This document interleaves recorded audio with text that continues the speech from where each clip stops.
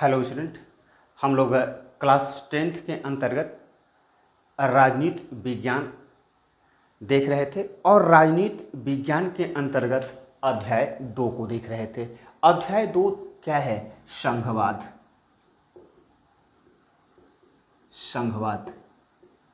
पिछले क्लास के अंतर्गत हम लोग कुछ चीज़ों पर डिस्कशन किए थे, यानी इसके अंतर्गत हम लोगों ने देखा था कि संघवाद क्या होता है, संघवादी व्यवस्थाएं क्या होती हैं, तथा इसके अंतर्गत कब यह भी देखे थे कि कब किसी देश के शासन व्यवस्था को हम लोग संघवादी शासन व्यवस्था कह सकते हैं, यानी कि संघवाद के क्या लक्षण होते हैं, क्या विशेषताएं होती हैं, या कौन सी वो शर्तें हैं जो किसी देश की शासन व्यवस्था को, किसी देश के संविधान को संघवादी संविधान या संघवादी शासन व्यवस्था कहा जा सकता है।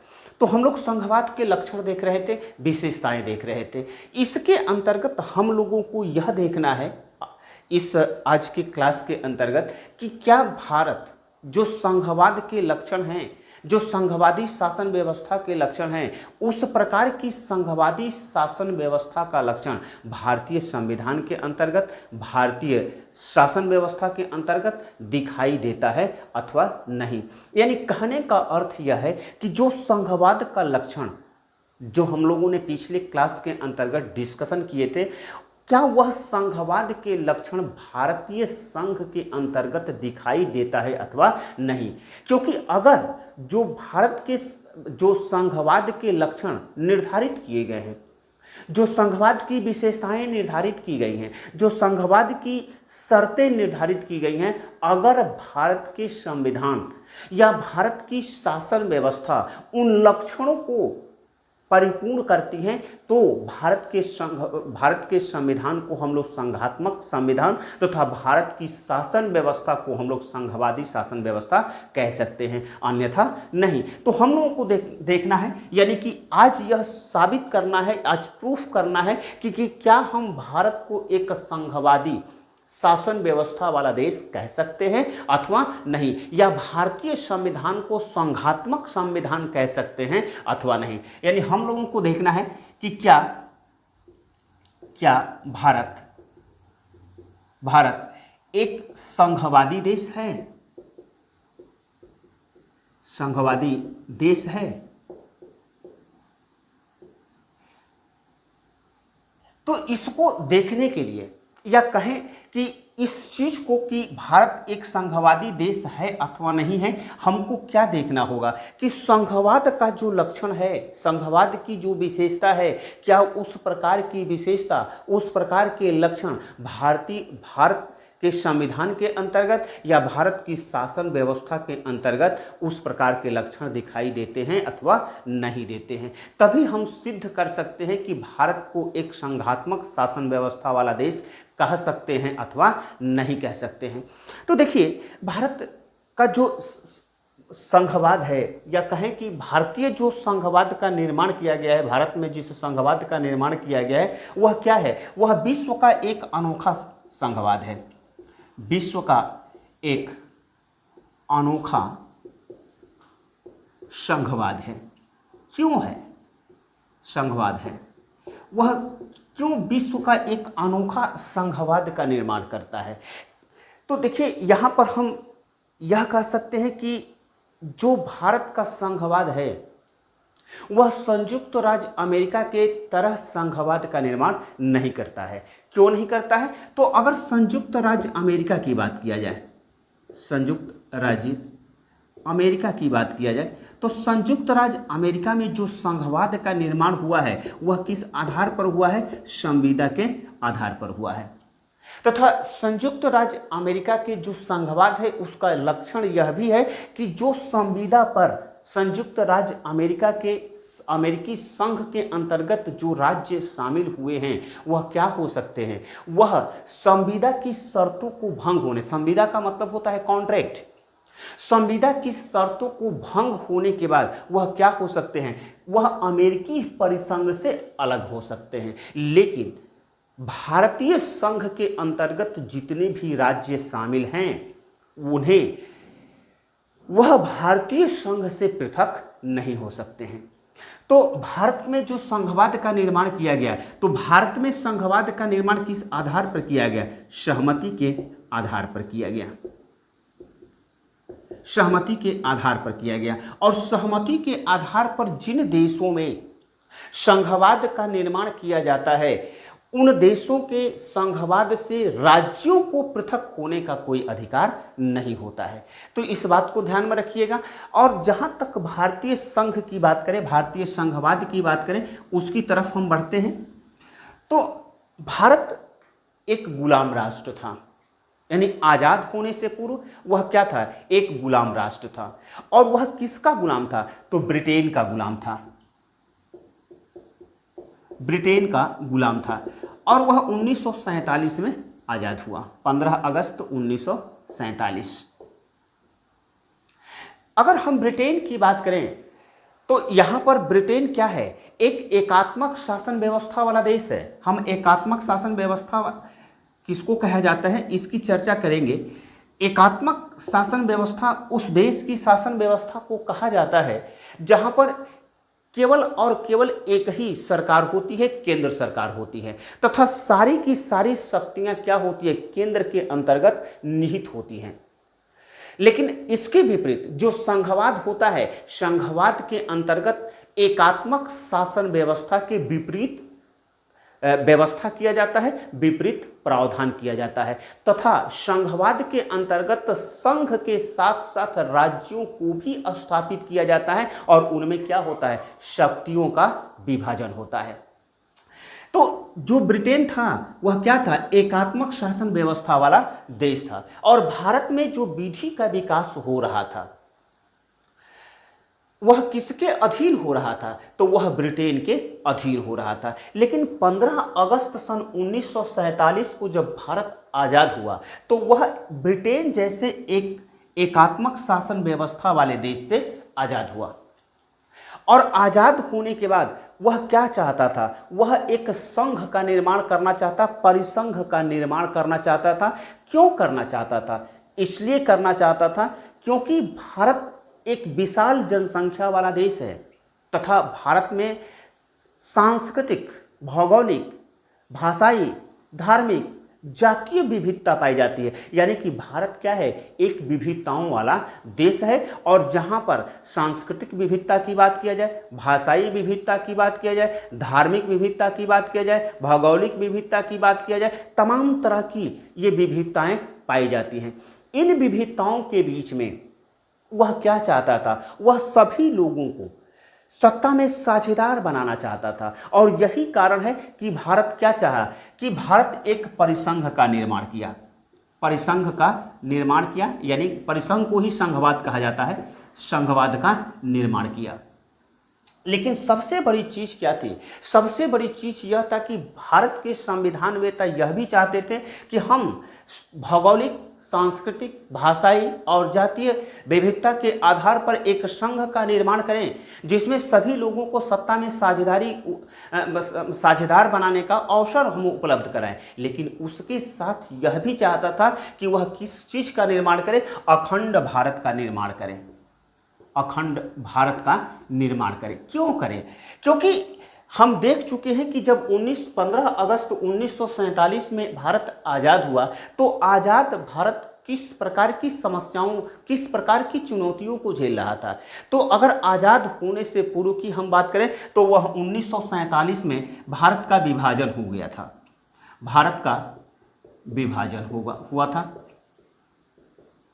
और यह विभाजन किस आधार पर हुआ था? धार्मिक आधार पर हुआ था, धार्मिक आधार पर हुआ था, जो कि भारत की क्या है? एक विशेषता थी। और भारत क्या था? अभी हमने बताया कि भारत क्या है? विविधताओं वाला देश है। और भारत का जब जो विभाजन धार्मिक आधार पर हुआ तो एक बना भारत और दूसरा बना पाकिस्तान, पाकिस्तान। और मुस्लिम धर्म के आधार पर, यानी मुस्लिम धर्म के आधार पर पाकिस्तान का निर्माण किया हुआ। तो इस प्रकार हम देख रहे हैं कि भारत के समक्ष पहली चुनौती तो आ चुका है, आज़ाद होने से पहले ही पहली चुनौती आ गया है कि धर्म के आधार पर भारत का विभाजन हो गया। लेकिन भारत नहीं चाहता था कि इस प्रकार से भारत का पुनः विभाजन हो। और इसीलिए वह क्या चाहता था, अखंड भारत का निर्माण चाहता था। और हम जानते हैं कि भारत में तमाम तरह की विविधताएं पाई जाती हैं। इस प्रकार से अगर संविदा के आधार पर या कहें कि संयुक्त राज्य अमेरिका की तरह जो संघवाद का एक नमूना है की तरह अगर हम भारतीय परिसंघ का निर्माण करते तो भारत को अखंड भारत नहीं बनाया जा सकता था। क्यों नहीं बनाया जा सकता था? क्योंकि भारत के अंतर्गत जो भौगोलिक विविधता थी, जो सांस्कृतिक विविधता थी, जो भाषाई विविधता थी, वह क्या होते, वह सभी लोग भारतीय संघ से अलग होकर के एक अलग देश, एक स्वतंत्र देश की सोच पाल सकते थे और अपने आप को एक स्वतंत्र देश घोषित कर सकते थे। ऐसे हालात में भारतीय संविधान वेताओं ने क्या किया कि भारत में एक अनोखा संघवाद का निर्माण किया। एक ऐसा संघवाद जिसमें संघवाद के लक्षणों के साथ साथ एकात्मक संविधान के या एकात्मक शासन व्यवस्था के लक्षण भी मौजूद हैं। यही कारण है कि कुछ संविधान वेता, अगर हम जेनिंगसन की बात करें, केसी व्हीलर की बात करें, पायली की बात करें, डी बसु की बात करें, तमाम तरह के ये जो संविधान वेता हैं वह भारत के संविधान को न तो शुद्ध रूप में संघवादी मानते हैं और न ही शुद्ध रूप में एकात्मक मानते हैं। इनका कहना यह है कि भारत का जो संविधान है, भारत की जो शासन व्यवस्था है वह क्या है, वह संघवादी शासन व्यवस्था होने के साथ ही साथ केंद्र की ओर झुका हुआ है, यानी उसमें एकात्मक संविधान के, एकात्मक शासन व्यवस्था के लक्षण पाए जाते हैं। तो इस प्रकार से हम क्या देखते हैं, इस प्रकार से हम देखते हैं कि भारत में एक शुद्ध रूप में जिसको हम परिसंघ कहते हैं, शुद्ध रूप में जिसको हम संघवाद कहते हैं, उस प्रकार के संघवाद का निर्माण नहीं किया गया है, बल्कि एक अनोखा संघवाद का निर्माण किया गया है। क्यों? क्योंकि भारत को एक अखंड भारत का निर्माण करना है। हम जानते हैं कि जिस समय भारत आज़ाद हुआ तो तमाम तरह की देशी रियासतें थी। वह देशी रियासतें क्या चाहती थी, कुछ देशी रियासतें चाहती थी कि भारतीय संघ में शामिल हो जाए, उनसे वार्तालाप करके भारत के संघ में शामिल किया गया। लेकिन कुछ जो देशी रियासतें थी वह भारतीय संघ में शामिल नहीं होना चाहती थी। जैसे अगर हैदराबाद की रियासत की बात किया जाए, वह भारतीय संघ में शामिल नहीं होना चाहता था, बल्कि उस पर सैनिक कार्रवाई के द्वारा उसे भारतीय संघ के अंतर्गत शामिल किया गया। अगर ऐसी देशी रियासतों को अगर हम राज्य बना देते और संयुक्त राज्य अमेरिका की तरह अगर हम शुद्ध रूप से परिसंघ का निर्माण करते तो संभव है कि उस प्रकार के राज्य क्या हो जाते, भारतीय संघ से पृथक हो जाते। तो यही कारण है कि जो भारत का जो संघवाद है वह विश्व का एक अनोखा संघवाद है। दूसरा नंबर की अगर हम देखते हैं कि भारतीय संविधान के अंतर्गत संघवाद के संबंध में क्या कहा गया है कि हमारा भारत का संविधान संघवादी संविधान होगा अथवा नहीं होगा, इसके संबंध में हमारे भारत के संविधान में क्या प्रावधान किया गया है। तो इस संबंध में अगर हम भारतीय संविधान के अनुच्छेद 1 का अध्ययन करें तो अनुच्छेद 1 क्या कहता है? अनुच्छेद 1 कहता है कि भारत राज्यों का संघ होगा। भारत राज्यों का संघ होगा। लेकिन राज्यों के संघ के लिए जो भारत के संविधान के अंतर्गत अंग्रेजी वर्ड का इस्तेमाल किया गया है वह किया गया है union of the state, union of the state. जबकि हम जानते हैं कि संघ के लिए जो शब्द अंग्रेजी शब्द आता है वह कौन सा शब्द आता है? फेडरेशन आता है, फेडरेशन आता है। लेकिन भारतीय संविधान के अंतर्गत कहीं पर भी फेडरेशन शब्द का इस्तेमाल नहीं किया गया है, बल्कि इसके स्थान पर यानी अनुच्छेद 1 के अंतर्गत क्या इस्तेमाल किया गया है? यूनियन ऑफ द स्टेट इस्तेमाल किया गया है, नंबर 1। अगर हम नंबर 2 की बात करें तो हम नंबर 2 के अंतर्गत यह देखते हैं कि कुछ ऐसे विशेष प्रावधान हैं, विशेष परिस्थितियां जब भारत के समक्ष उत्पन्न होती हैं तो कुछ इस प्रकार की विशेष प्रावधान हैं जिस आधार पर हमारे जो भारत का संविधान है वह एकात्मक संविधान की ओर उन्मुख हो जाता है, या कहें कि वह संघवादी से एकात्मक संविधान की ओर रूप धारण कर लेता है। तो इस प्रकार की व्यवस्था हमारे संविधान के अंतर्गत दिखाई देता है, हम उसकी चर्चा करेंगे। लेकिन पहले हम देखते हैं कि भारतीय संविधान के अंतर्गत संघवाद के जो लक्षण निर्धारित किए गए हैं, जो विशेषताएं या शर्तें निर्धारित की गई हैं, वह शर्तें लागू होती हैं अथवा नहीं होता है। तो हम इसी को देखते हैं। नंबर 1 देखते हैं कि संघवाद का लक्षण, संघवाद का लक्षण जो कि हम लोग पिछले क्लास के अंतर्गत संघवाद के लक्षण का अध्ययन किए थे, और इसके लिए हम सॉरी बोलेंगे कि एक जो लक्षण होता है संघवाद का, कि संघवादी शासन व्यवस्था वाले देशों में संविधान सर्वोच्च होता है, यानी संविधान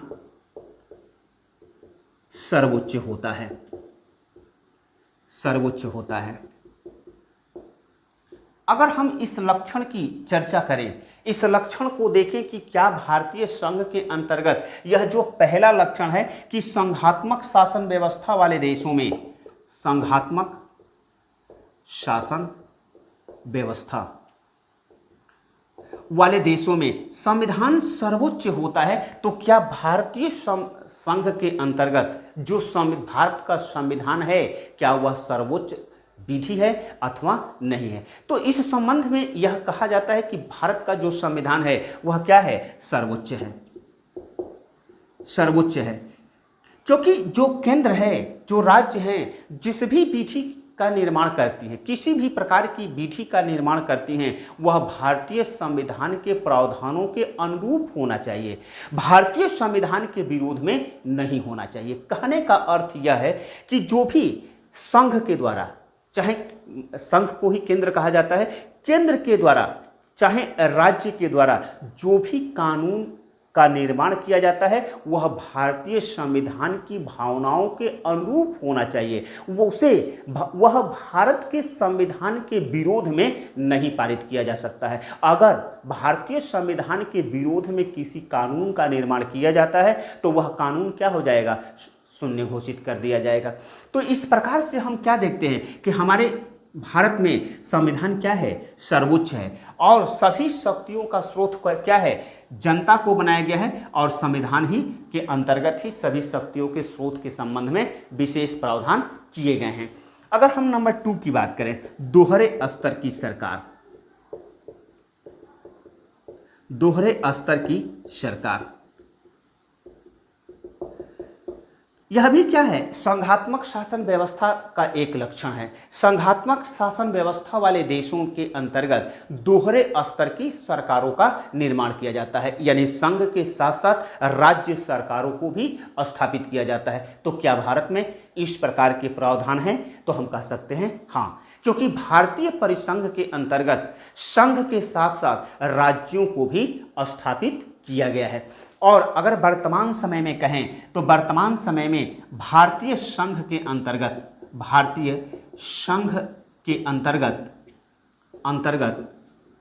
28 राज्य तथा 9 केंद्र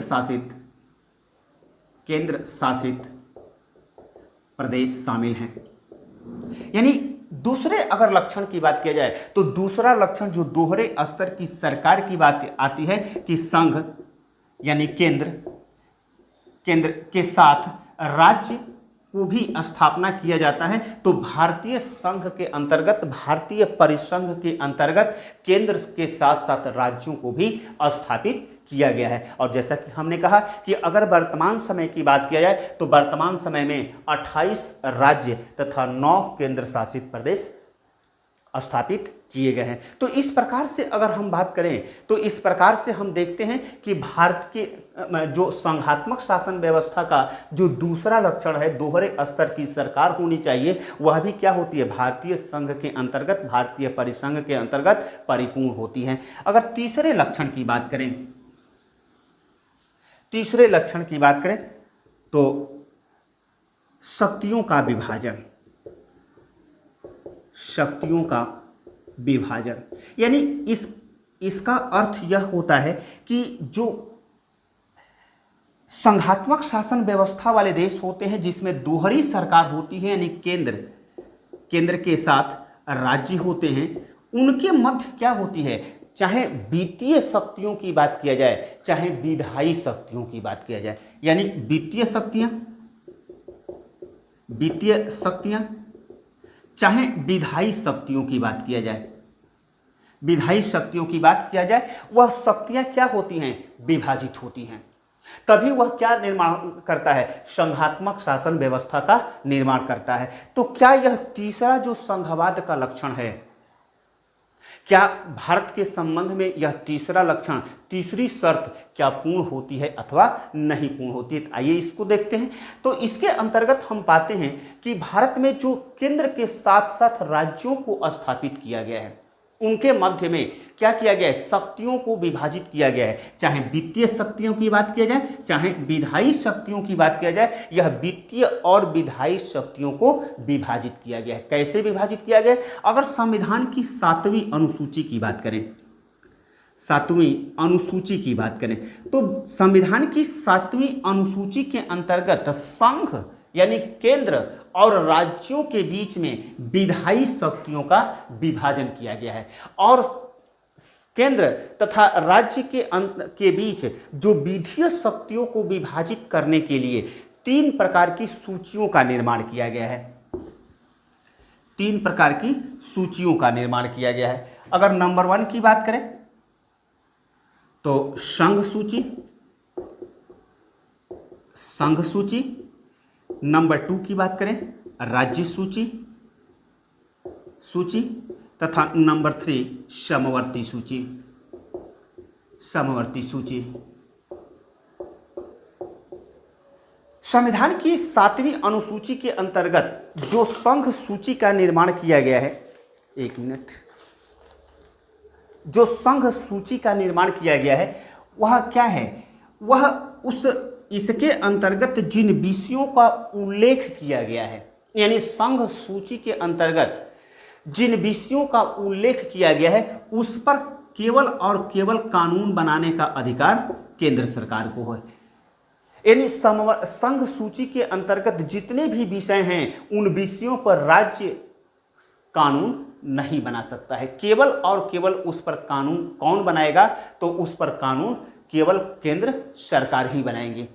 जिस समय संविधान को पारित किया गया था उस समय इसके अंतर्गत 97 विषय निर्धारित किए गए थे, यानी कि जो केंद्रीय महत्व के या कहें जो राष्ट्रीय महत्व के जो विषय थे उसके अंतर्गत 97 विषय रखे गए थे। लेकिन देखिए वर्तमान परिस्थितियों में क्या हो रहा है, हमने अभी बताया ना कि भारतीय परिसंघ क्या है, एक अनोखा परिसंघ है। क्यों है? तो इसलिए भी है कि तमाम तरह के ऐसे प्रावधान दिखाई देते हैं जिस आधार पर संघात्मक संविधान के साथ साथ एकात्मक शासन व्यवस्था का लक्षण दिखाई देता है।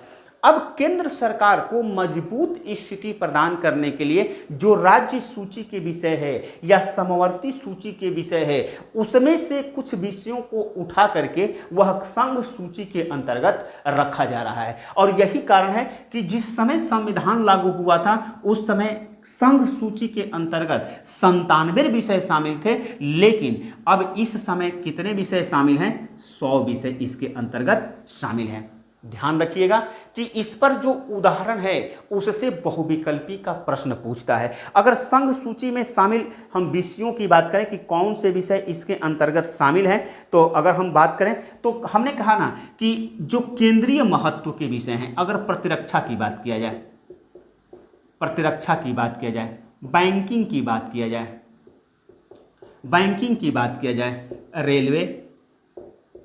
रेलवे की बात किया जाए, विदेशी व्यापार की बात किया जाए, बीमा की बात किया जाए, ये सब क्या चीजें हैं?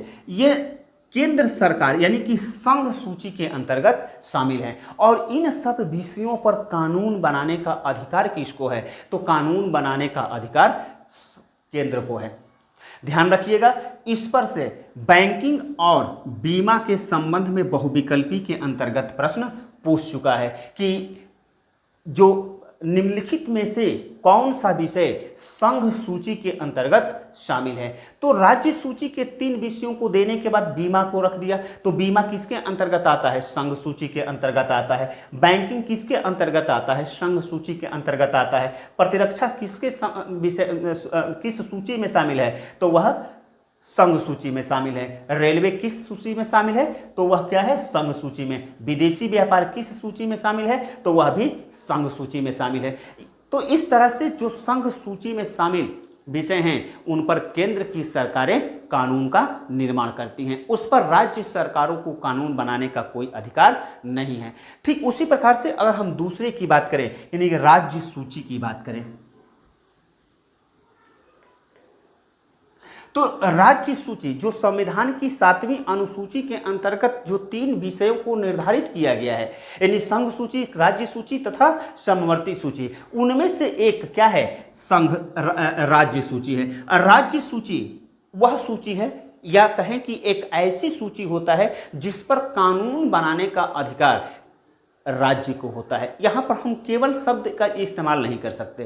केवल शब्द का इस्तेमाल इसलिए नहीं कर रहे हैं कि राज्य सूची पर कभी कभी केंद्र सरकार भी कानून का निर्माण करता है। जैसे आपात का उपबंध लागू हो, चाहे आधे से अधिक राज्य यह अपेक्षा करते हैं कि हमारे लिए कानून किसके द्वारा बनाया जाना चाहिए, तो राज्य के द्वारा बनाया जाना चाहिए, केंद्र के द्वारा बनाया, उस समय भी हो सकता है। चाहे राष्ट्रपति शासन लागू हो तब भी क्या हो सकता है, तभी राज्य सूची के विषय पर केंद्र क्या कर सकता है, कानून बना सकता है। लेकिन यहां पर हमें फंसने की आवश्यकता नहीं है, क्योंकि हाई स्कूल लेवल की ये चीजें नहीं होती हैं। जो आपके सिलेबस में हैं और जिस पर हमको निर्भर रहना है, जो जिससे हमको क्वेश्चन पूछ सकता है, उसी की हम चर्चा करेंगे। यानी कि राज्य सूची एक ऐसी सूची है जिसके अंतर्गत प्रावधानित विषयों पर राज्य को कानून बनाने का अधिकार है। अगर हम बात करें कि राज्य सूची के अंतर्गत प्रारंभ में कितने विषय रखे गए थे, तो प्रारंभ में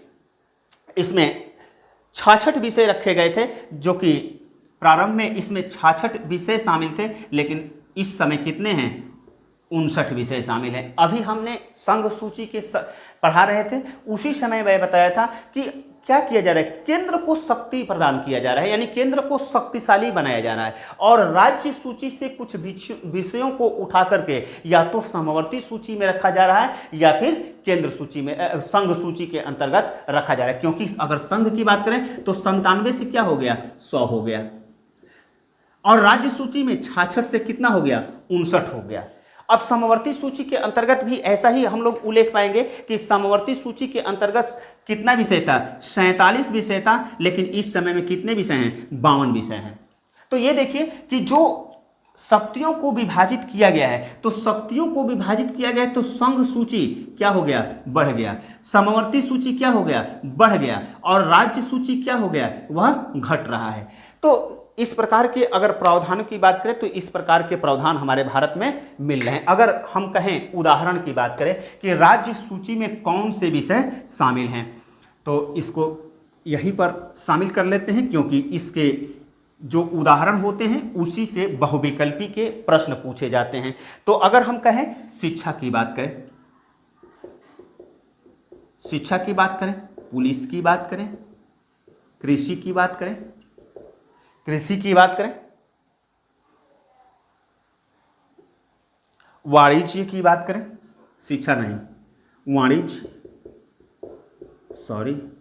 वाणिज्य की बात करें, पुलिस की बात करें, कृषि की बात करें, सिंचाई व्यवस्था की बात करें, सिंचाई की बात करें, ये सारे विषय किस में शामिल हैं, ये सारे विषय राज्य सूची के अंतर्गत शामिल है। ध्यान रखिएगा, वाणिज्य पर प्रश्न पूछता है, यानी कि अगर बहुविकल्पी के अंतर्गत प्रश्न पूछता है तो वाणिज्य पर ही प्रश्न पूछता है, क्योंकि यह क्या है, थोड़ा सा डिफिकल्टी क्रिएट करता है, और बच्चों को सस्पेंस क्रिएट करने के लिए, बच्चों को भ्रमित करने के लिए इस वाणिज्य पर बहुविकल्पी का प्रश्न पूछ देता है। तो राज्य सूची के अंतर्गत अगर हम बात करें तो वाणिज्य की बात करें, पुलिस की बात करें, कृषि की बात करें, सिंचाई की बात करें, ये सारे के सारे विषय क्या हैं, राज्य सूची के अंतर्गत रखे गए हैं। चूंकि हम उन्हीं उदाहरणों को उठा रहे हैं जो कि आपकी किताब में दिया गया है तथा उनसे या तो बहुविकल्पी के प्रश्न बनने की संभावना है या फिर उससे बहुविकल्पी के प्रश्न बन चुके हैं।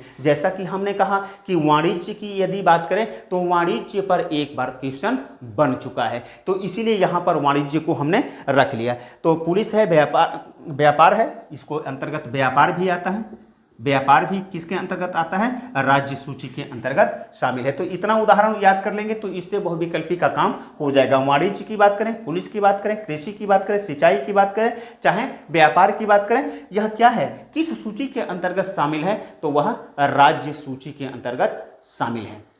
अगर हम तीसरी सूची की बात करें जो विधायी शक्तियों का विभाजन किया गया है, उसके अंतर्गत जो तीसरी सूची है, तीसरी सूची क्या है, समवर्ती सूची है। तो समवर्ती सूची एक ऐसी सूची है जिस पर कानून बनाने का अधिकार केंद्र तथा राज्य दोनों को है, केंद्र तथा राज्य दोनों को है।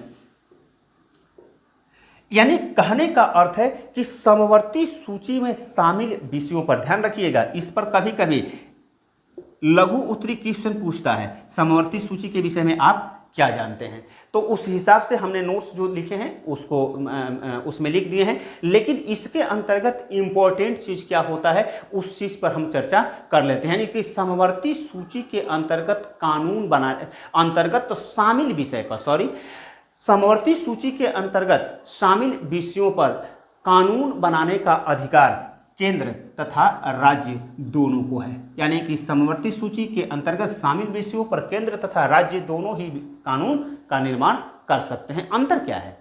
अंतर यह है कि अगर केंद्र समवर्ती सूची के अंतर्गत शामिल विषय पर केंद्र के द्वारा कानून बनाया जाता है तथा उसी विषय पर राज्य के द्वारा भी कानून का निर्माण किया जाता है तथा संघ और राज्यों के द्वारा निर्मित विधियों में विरोधाभास होता है, या कहें कि संघ जो समवर्ती सूची के विषय में समवर्ती सूची के अंतर्गत उल्लिखित विषय पर अगर संघ के द्वारा केंद्र के द्वारा कानून का निर्माण किया जाता है और उसी विषय पर अगर राज्य सरकार भी कानून का निर्माण करती है और केंद्र के द्वारा बनाए गए कानूनों के विरोध में कानून का निर्माण करती है, ऐसी हालात में क्या हो जाएगा, राज्य के द्वारा बनाई गई विधि शून्य हो जाएगी। यानी कि संघ के द्वारा बनाई गई कानून ही लागू होगा, राज्य के द्वारा बनाए गए कानून लागू नहीं होगा। इसके अंतर्गत यानी समवर्ती सूची के अंतर्गत ऐसे विषयों को शामिल किया गया है जिसका महत्व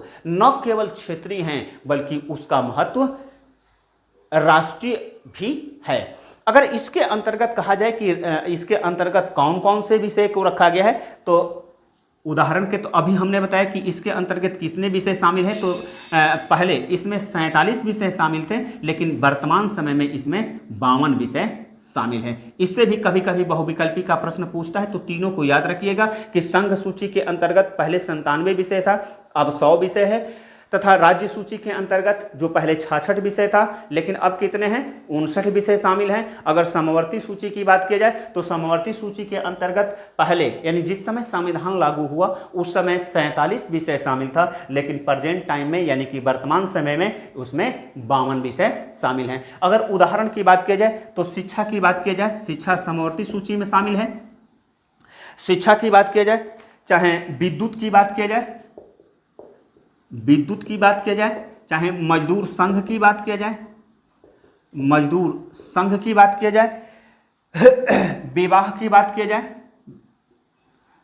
विवाह की बात किया जाए, दत्तक ग्रहण की बात किया जाए, एडॉप्शन लॉ होता है, दत्तक ग्रहण की बात किया जाए, उत्तराधिकार कानून की बात किया जाए, उत्तराधिकार कानून यानी कि शिक्षा। देखिए प्रश्न पूछेगा तो शिक्षा पर पूछ सकता है, विद्युत पर पूछ सकता है, या कभी कभी उत्तराधिकार पर भी प्रश्न पूछ सकता है। इस उदाहरण को याद रखिएगा, यानी समवर्ती सूची के अंतर्गत कौन कौन से विषय शामिल हैं, तो शिक्षा की बात की जाए, विद्युत की बात की जाए तथा मजदूर संघ की बात की जाए, विवाह से संबंधित कानून की बात की जाए, दत्तक ग्रहण से संबंधित कानून की बात की जाए, चाहे उत्तराधिकार से संबंधित कानून की बात की जाए, यह सब के सब किस सूची के अंतर्गत शामिल है, तो समवर्ती सूची के अंतर्गत शामिल है।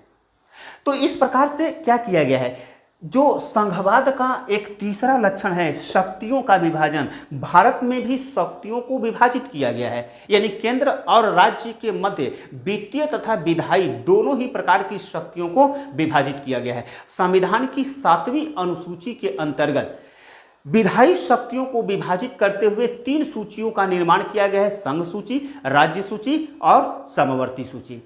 लेकिन अब प्रश्न उठता है एक और अन्य कि जो इन तीनों ही सूचियों में जो शामिल विषय नहीं है, यानी कि वर्तमान परिस्थितियों को देखते हुए कोई ऐसा विषय उत्पन्न होता है जिसके संबंध में न तो संघ सूची में प्रावधान किया गया है, न तो राज्य सूची में प्रावधान किया गया है और न ही समवर्ती सूची के अंतर्गत प्रावधान किया गया है, तब भाई कानून का निर्माण कौन करेगा। जैसे अगर साइबर क्राइम की बात किया जाए,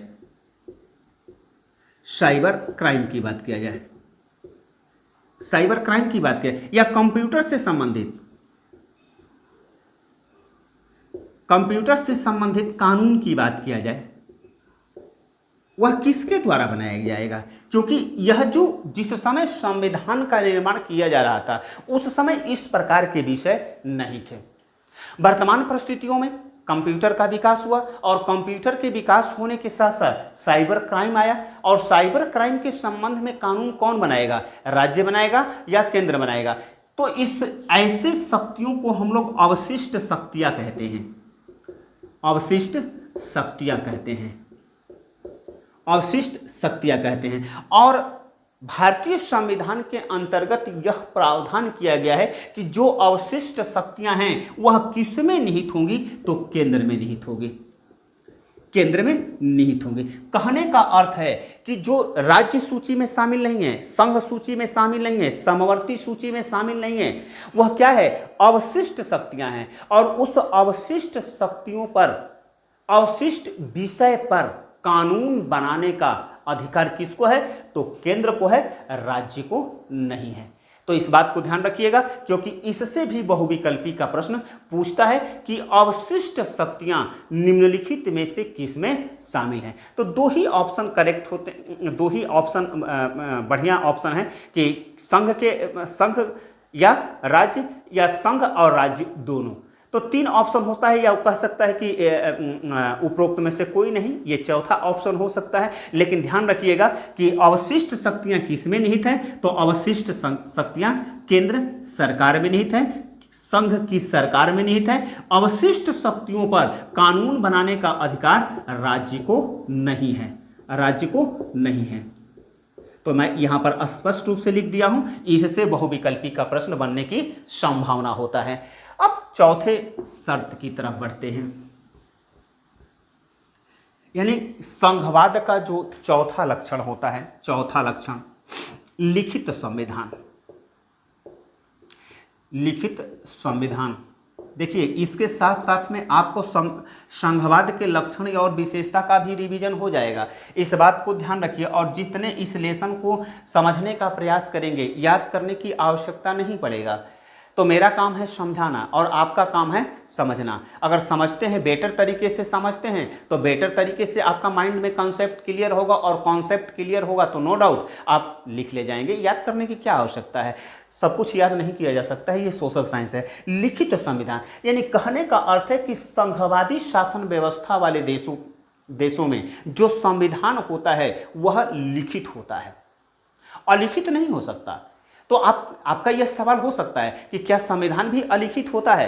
तो देखिए, अगर जैसे ब्रिटेन की संविधान की बात करें, तो ब्रिटेन की संविधान की बात करें तो ब्रिटेन की संविधान, जैसे कि संयुक्त राज्य अमेरिका की बात किया जाए, फ्रांस के संविधान की बात की जाए, भारत के संविधान की बात की जाए, स्विट्जरलैंड, तो इस प्रकार के ब्रिटेन में संविधान नहीं पाया जाता है, क्योंकि वहां पर जो ब्रिटेन में संविधान है वह कैसे विकसित हुआ, उसका क्रमिक विकास हुआ, क्रमिक विकास हुआ। कहने का अर्थ यह है कि वहाँ पर एक संविधान सभा का निर्माण, यानी कि ब्रिटेन में एक संविधान सभा का निर्माण नहीं किया गया। संविधान सभा क्या करे, एक संविधान को का निर्माण करे, उसे पारित करे, इस प्रकार का प्रोसीजर नहीं अपनाया गया, बल्कि क्या हुआ, उसका क्रमिक विकास हुआ। समय के अनुसार राजाओं के द्वारा जो चार्टर पारित किया गया, वह चार्टर ही क्या है, वहाँ के संविधान का भाग है। तो हमें वहां पर पचड़े में नहीं पड़ना है। ये इसको जो संघात्मक शासन व्यवस्था वाले देश होते हैं, वहां का संविधान क्या होता है, लिखित होता है। लिखित क्यों आवश्यक है? आपका तर्क हो सकता है कि भाई संविधान का लिखित होना क्यों आवश्यक है। अभी हमने बताया कि जो संघवादी शासन व्यवस्था होते हैं, उनमें शक्तियों को विभाजित किया जाता है, चाहे वित्तीय शक्तियों की बात किया जाए, चाहे विधायी शक्तियों की बात किया जाए। तो जो वित्तीय और विधायी शक्तियां का विभाजन किया गया है, उसका लिखित होना आवश्यक है। अगर लिखित नहीं होगा तो केंद्र और राज्य सरकारों के बीच आए दिन या हर रोज विवाद उत्पन्न हो सकता है, और दोनों में यह विवाद उत्पन्न हो सकता है, तकरार का कारण बन सकता है कि यह विषय राज्य सूची में शामिल है तो संघ सूची में शामिल है। इससे बढ़िया है कि हम क्या करें, एक संविधान का निर्माण करें और संविधान के अंतर्गत इसका प्रावधान कर ले कि जो शक्तियों की विभाजन की बात कर रहे हैं, संघ और राज्य के बीच में जो शक्तियों की विभाजन की आप बात कर रहे हैं, उसको क्या कर लें, संविधान के अंतर्गत लिख लें। तो लिख लेने से क्या होगा, विवाद उत्पन्न नहीं होगा। और अगर हम कहें कि क्या यह चौथा लक्षण भारत में लागू होता है, तो संपूर्ण रूप से लागू होता है। भारत का संविधान क्या है, एक लिखित संविधान है, और भारत के संविधान 26 जनवरी सन 1950 को क्या हो गया, लागू हो गया। तो भारत का संविधान क्या है, लिखित संविधान है। और संघवाद का जो चौथा लक्षण है, वह भी क्या होता है, पूर्ण होता है। अगर हम पांचवें की बात करें, तो पांचवें के अंतर्गत क्या होता है कि संविधान क्या होना चाहिए, संविधान अनम्य होना चाहिए। अनम्य का मतलब होता है कठोर, कठोर होना है। यानी कहने का अर्थ है कि संघात्मक शासन व्यवस्था वाले देशों में जो लिखित संविधान होता है, वह लिखित संविधान कैसा होता है, कठोर होता है। यह संविधान की प्रकृति है। हमने पिछले क्लास के अंतर्गत बताया था कि संविधान की प्रकृति कैसी होती है, तो या तो कठोर होगी या फिर लचीला होगी। तो संघात्मक शासन कठोर या लचीला, यह किस आधार पर कठोर और लचीला कहा जा रहा है, तो संशोधन की प्रक्रिया के आधार पर कहा जा रहा है। अगर संशोधन सामान्य रूप से किया जा सकता हो, यानी जब चाहे तब हम संविधान का संशोधन कर सकते हैं, तो इसका अर्थ है कि संविधान क्या है, लचीला है। लेकिन हमें संविधान का संशोधन करने के लिए विशेष प्रक्रिया को अपनाना पड़े, तब वह संविधान क्या हो सकता है, कठोर हो सकता है। लेकिन संघात्मक शासन व्यवस्था वाले देशों में क्या होता है, संविधान कठोर होता है। अब क्या यह शर्त भारत पर लागू होता है, क्या भारत का संविधान एक कठोर संविधान है? तो हम कह सकते हैं कि भारत का संविधान एक कठोर संविधान नहीं है, क्योंकि भारत एक विशेष परिस्थितियों वाला देश है, एक विविधताओं वाला देश है। इसमें आए दिन हर रोज कोई ना कोई समस्याएं उत्पन्न होती रहती हैं। अगर हम अमेरिका के संविधान की बात करें, अमेरिका के संविधान की बात करें तो 1789 में लागू हुआ, और तब से लेकर के आज तक केवल 5 संशोधन हुआ है, केवल 5 संशोधन हुआ है। लेकिन अगर भारत की संविधान की बात किया जाए, तो अभी हमने कहा कि वह 26 जनवरी सन 1950 को लागू हुआ। देखिए, लगभग 200 साल के बाद लागू होता है, लेकिन उसमें कितने, तो 150 से अधिक संशोधन हो चुके हैं, संशोधन हो चुके हैं। तो यह भारत की संविधान, तो इसका अर्थ क्या है कि क्या भारत का संविधान लचीला है, कठोर नहीं है? तो हम इसके संबंध में यही कह सकते हैं कि यही कारण है कि भारत का जो संविधान है, वह विश्व का एक अनोखा संविधान का निर्माण करता है। क्यों करता है? क्योंकि भारत का जो संविधान है, न तो अधिक कठोर है और न ही अधिक लचीला है।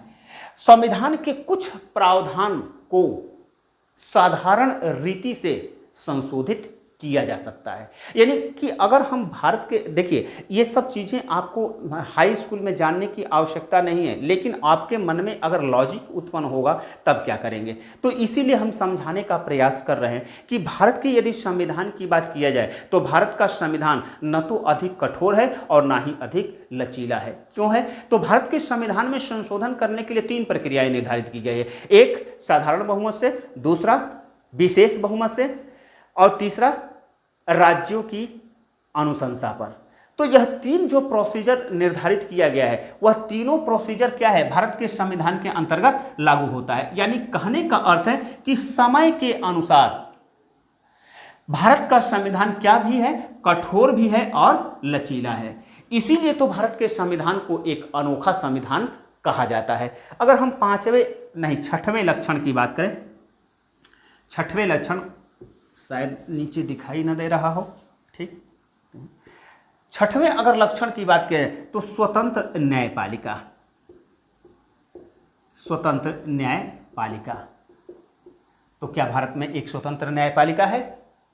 यानी कहने का अर्थ है कि संघात्मक शासन व्यवस्था वाले देशों में एक स्वतंत्र न्यायपालिका का होना आवश्यक है। अब आप कहेंगे कि स्वतंत्र न्यायपालिका होना क्यों आवश्यक है? स्वतंत्र न्यायपालिका होना इसलिए आवश्यक है कि जो शक्तियों को विभाजित किया गया है, संघ और राज्य के बीच में जो शक्तियों को विभाजित किया गया है, हम जानते हैं कि लिखित संविधान होने के कारण उनकी जो वित्तीय और विधायी शक्तियां विभाजित हैं वह लिखित में होगा, लेकिन फिर भी संघ और राज्य के बीच में विवाद उत्पन्न हो सकता है।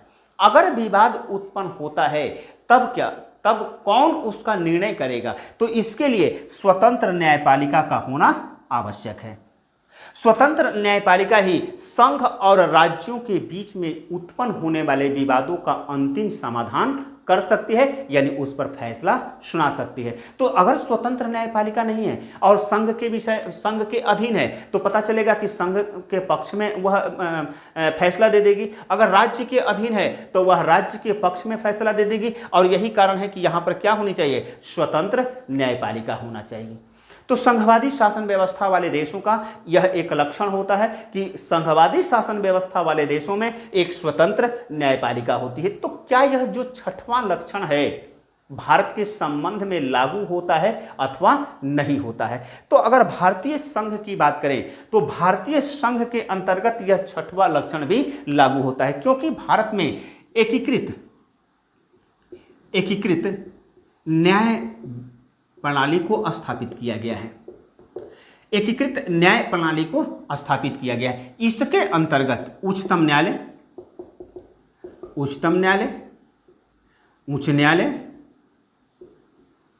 उच्च न्यायालय तथा प्रत्येक जिले में जिला अदालत स्थापित किया गया है। जिला अदालत स्थापित किया गया और तीनों ही क्या है, यह एक दूसरे से जुड़ी हुई हैं और इसीलिए यह क्या है, एकीकृत है।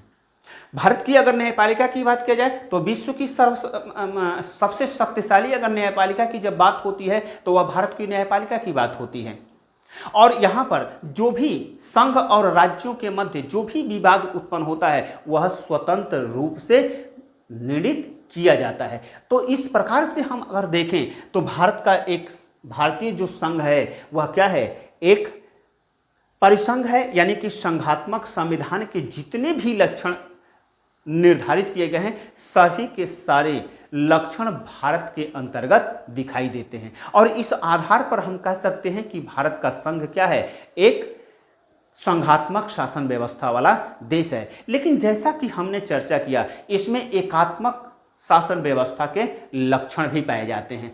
तो यह आप लोगों के चैप्टर के अंतर्गत इसके विषय में विशेष चर्चा नहीं किया गया है, इसीलिए हम इस पर विशेष चर्चा नहीं कर रहे हैं। तो अगर बात करें कि कौन से ऐसे प्रावधान हैं जो कि एकात्मक शासन व्यवस्था की ओर भारत के संविधान को ले जाते हैं, तो अगर हम कहें तो राज्यपाल की नियुक्ति की बात करें, चाहे अगर हम बात करें तो आपात उपबंध की बात करें, यानी कि 356 के अंतर्गत राज्य की सरकार को संवैधानिक तंत्र विफल होने के आधार पर उसको क्या किया जाता है, बर्खास्त कर दिया जाता है। जबकि कहीं पर यह संविधान के अंतर्गत कहीं पर यह प्रावधान नहीं किया गया है कि कब हम कहेंगे कि किसी राज्य की शासन व्यवस्था या संविधान के अंतर्गत चलने में असमर्थ हो चुकी है, यानी कि वहां पर 356 लगाना अनिवार्य है। तो कोई वहाँ लक्षण निर्धारित नहीं किया गया है कि कब हम कहेंगे कि किसी राज्य में संवैधानिक तंत्र विफल हो चुका है। तो इस आधार पर क्या कहा जाता है, तो तमाम तरह की व्यवस्थाएं हैं जिसके आधार पर भारत के संविधान क्या हो जाता है, विशेष परिस्थितियों में एकात्मक संविधान का व्यवहार करता है। और यही कारण है कि संविधान वेताओं को दिक्कत होता है कि भारत का क्या है, भारत का जो परिसंघ है, संविधान है, वह शुद्ध रूप में संघात्मक संविधान नहीं है। देखिए, इसके पीछे एक और प्रश्न भी पूछा जाता है, इस बात को ध्यान रखिएगा, इसीलिए मैंने आपको डिटेल्स में पढ़ाने का प्रयास किया।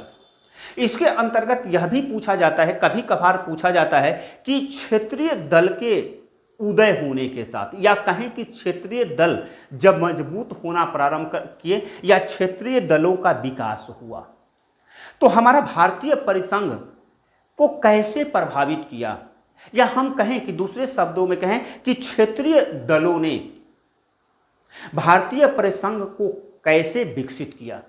तो देखिए, हम यह जानते हैं कि क्षेत्रीय दल कौन से दल होते हैं, तो जो देखिए पार्टियां 9th क्लास के अंतर्गत राजनीतिक दल का हम लोगों ने अध्ययन किया, और उसके अंतर्गत हम लोगों ने देखा कि कुछ क्या होती हैं, राष्ट्रीय पार्टियां होती हैं और कुछ क्षेत्रीय पार्टियां होती हैं।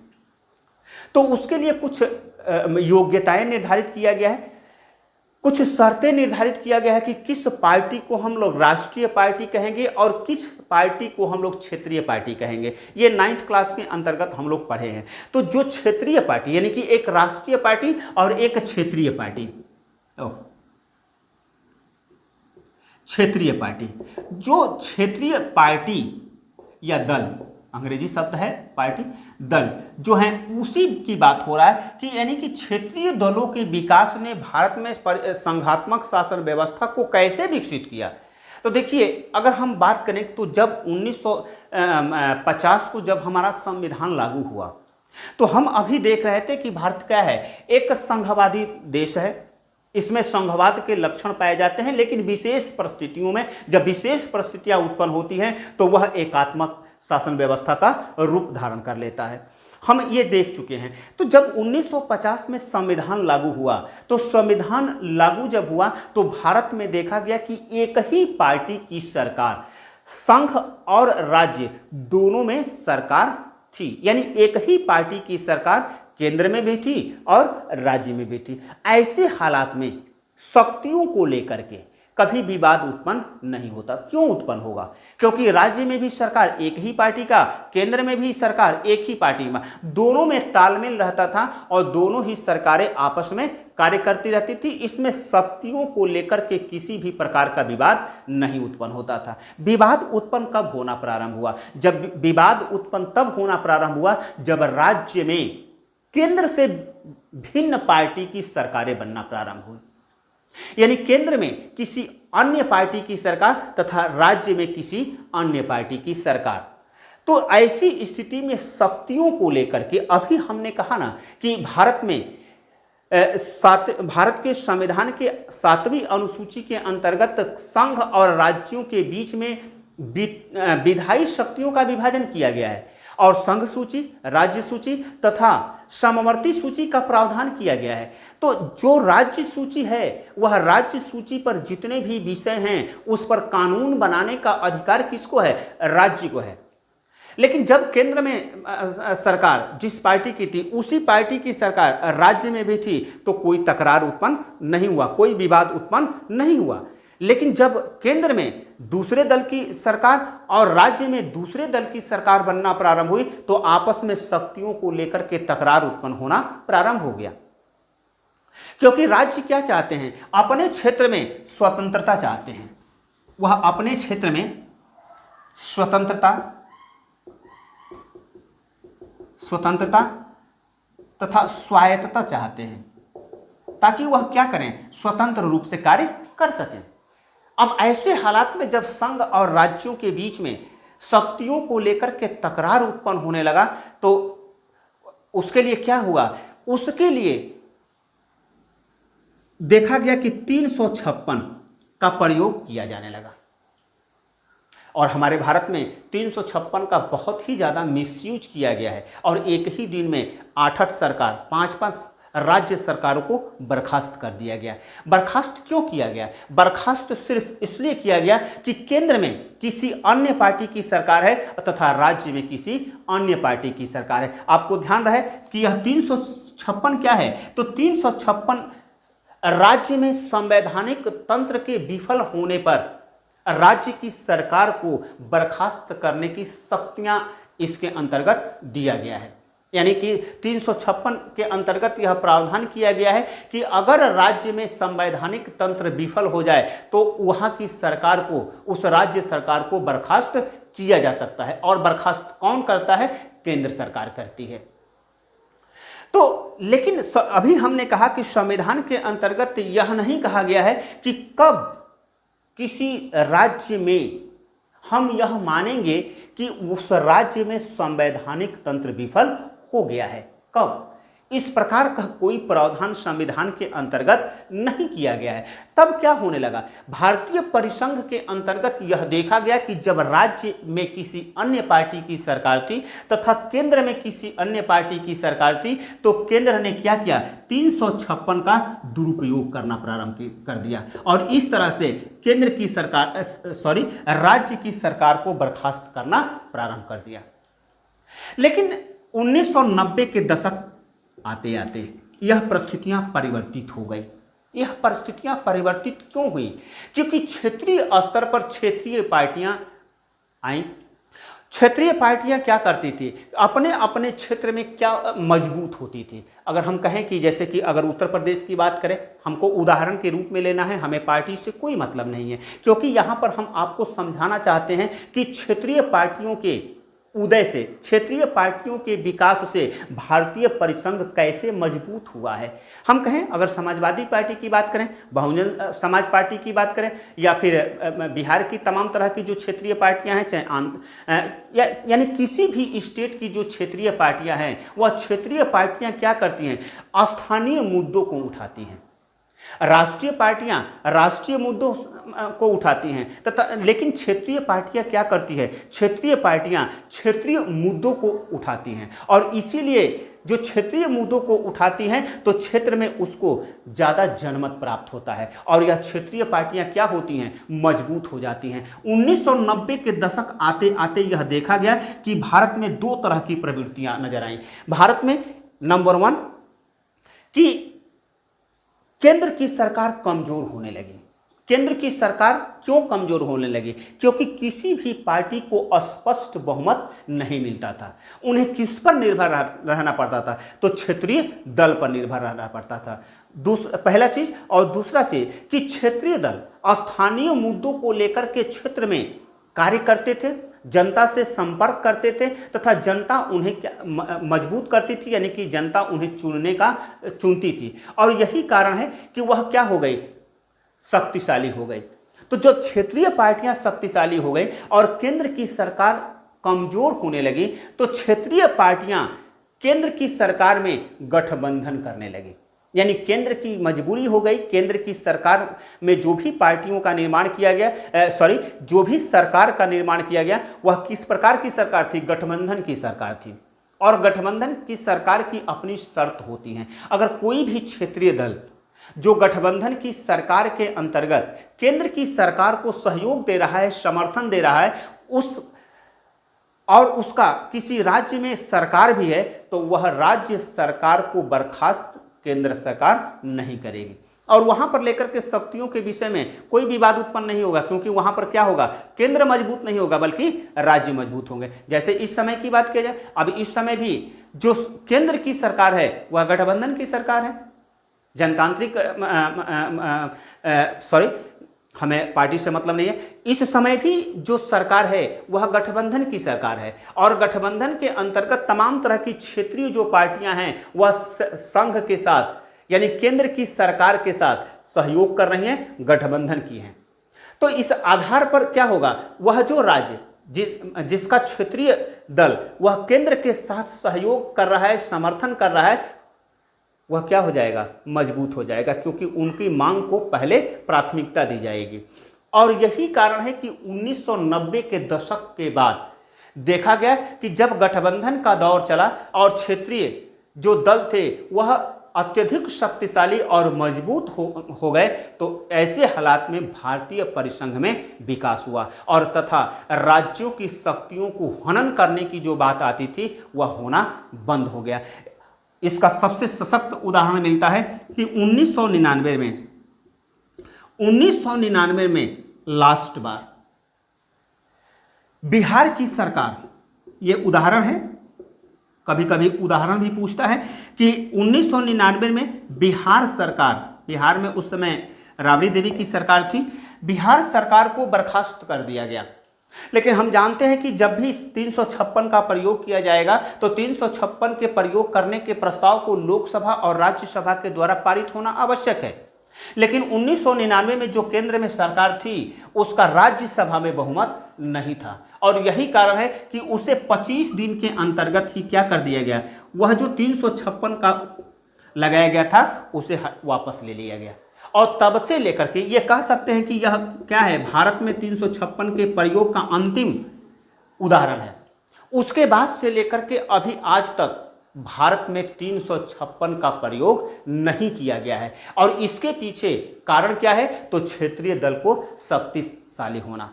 यानी कह सकते, इस प्रकार से हम कह सकते हैं कि क्षेत्रीय दल जब शक्तिशाली होना प्रारंभ हो गए तो भारत में जो संघवाद है वह क्या हो गया, उसका विकास होना प्रारंभ हो गया। तो आज हम 2 प्रश्नों पर लगभग डिस्कशन किए। इसके अंतर्गत 2 प्रश्न मिलेंगे कि भारतीय परिसंघ, जो भारतीय संघवाद है उसके लक्षण की चर्चा कीजिए, या फिर एक और प्रश्न का उत्तर इसके अंतर्गत मिलेगा कि जो क्षेत्रीय दल के विकास के कारण भारतीय परिसंघ का विकास कैसे हुआ या भारतीय परिसंघ कैसे शुद्ध रूप में दिखाई दे रहा है, ये दूसरा प्रश्न है। इसके अंतर्गत हम यह भी देखें कि जो संघ सूची है, चाहे राज्य सूची है चाहे समवर्ती सूची है, कभी कभी लघु उत्तरीय प्रश्न के अंतर्गत इस पर भी प्रश्न पूछता है। अगर हम नेक्स्ट क्लास की बात करें तो नेक्स्ट क्लास के अंतर्गत हम लोग देखेंगे कि विकेंद्रीकरण क्या है और भारत में विकेंद्रीकरण की नीति को कैसे अपनाया गया है। Thank you.